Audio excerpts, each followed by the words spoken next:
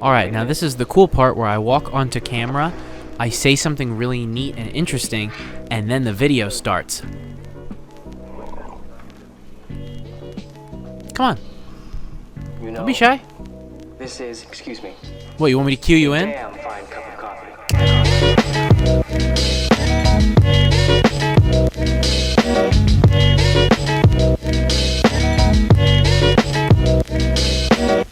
Hello everybody, welcome back to The Climb for October 11th, 2024 on this beautiful Friday. Hope everyone's doing well, and let's jump right into everything we've been getting up to this week.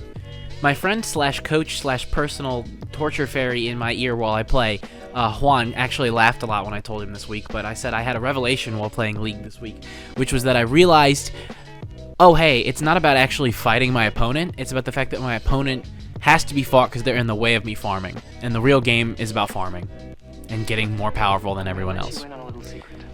Noticing that has opened my mind.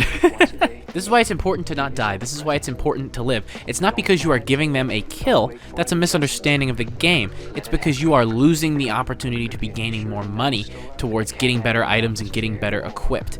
Doing that then helps you farm even easier. It is all about the farming in CS game, and everything else is completely secondary. And I have not been focusing on that whatsoever. I have been thinking about the fact that I need to get that money to kill the opponent, whereas it's the opposite. You want to get as much money as you can to become powerful, to just steamroll through and kill the base. That is really your goal, and the opponents are there just to get in your way. That is the entire point of it, and understanding that, while it hasn't exactly helped me drastically improve, it is a nice mental shift for me to move forward going, oh, I should not be focusing on this. I should look at him as a nuisance versus a key part of my obstacle. You know, it's not about the 1v1, it's about the fact that the 1v1 is getting in the way of your goal, so you have to do it, you know. Similarly, having played a little bit more and starting to, you know, on a weekly basis, daily basis even, playing a couple matches, you know, getting into the game, I find myself a lot more comfortable with the game. I felt before when I would jump in with friends or even by myself, I felt nervous that I was inadequate, that I wouldn't be good enough, that I would just let my teammates down, and now I'm at the point where I kind of don't care. Not to say that I don't care about winning or losing or, you know, being good for the team, but I just don't care because I feel comfortable with myself. If I make mistakes, so what? I'm at least performing well enough that I can pinpoint my mistakes and make a difference in the game anyway. Now, it doesn't always lead to a win. You still end up losing a lot of the time, but who cares? The fact that I'm becoming more comfortable is showing that I am making progress and making one step towards actually getting good. So, yeah, it's about all I got to say with League, but big thumbs up, feeling confident, self-confident. One of those. One of the struggles about learning a foreign language is the fact that when you try to grind it, quote unquote, and you try to put your mind to it and just focus, work, it can be challenging because a language is something that just is a part of your life.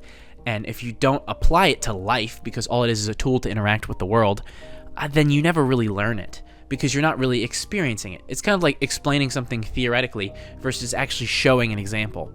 So something I've been trying to do with learning Japanese now is I've been taking a notebook and I've started putting daily words and phrases in it. So I'll use an example, right? You have sumimasen, which means excuse me.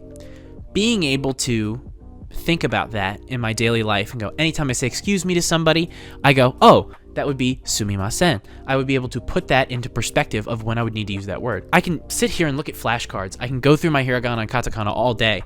But at the end of the day, that's just memorization. That's not actually learning a language. You're doing that to help you learn the language, but you're not actually applying it. And I think that's why I've been struggling to remember things, is because I'm not actually using the language. I'm just trying to cram, memorize information. This word means this word means that. Use them in your daily life. Start with basic stuff, say it, think about it, process it. Doing that has been a huge help this last week, and it's really made a big difference. I think, hopefully, maybe even by the time next week, if I start doing this every day and thinking about, oh, what would that word be? Or even if I'm in conversation and I go, oh, I said this, I wonder what that translation is, and you look it up. That's how you start to remember stuff, because you're applying it to your daily life. You're thinking about how it works and how it all fits together. So that's like a huge deal for me this week, that I've been able to figure that out, and I've been able to think about how to apply it. So while it's not like a huge, ooh, look at all this stuff I did, it's a mindset shift similar to League, and I guess this whole week's episode is about mindset shifts. This whole week in all of the sections is kind of about shifting your mindset, you know, mindset, grindset, I guess you could say, and it's been fun. I don't know. It's been nice to notice a change in my own mental attitude. Starting to hit that point where, as I'm going through everything, I'm starting to feel the new habits build up, and it's really nice. Speaking of building new habits, when it comes to exercising, I have noticed one big change in my life, which is that I now feel bad if I don't go to the gym.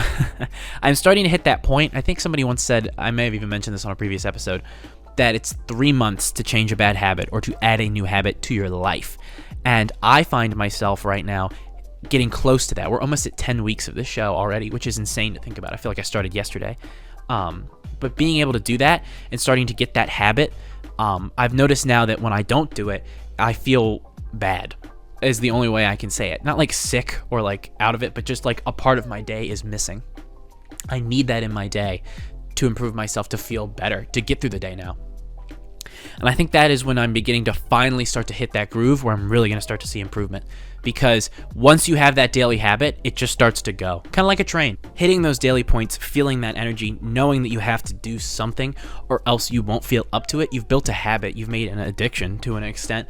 And it's just going to start to work now. So yeah, really happy about that. And that sort of wraps everything up for this week. Yeah, if you're not subscribed to the channel, subscribe. If you're not following me on Twitch, follow me on Twitch. We're going to be streaming tonight when this video goes up at about 7 or 7:30 EST. We will be playing Dokapon Kingdom, and I may even hop on before that and stream some Deadlock. So go over to the Twitch, hang out. It'll be a really fun time. That's all I got to say this week. Thank you all for the support, and I will catch you in the next one. Bye.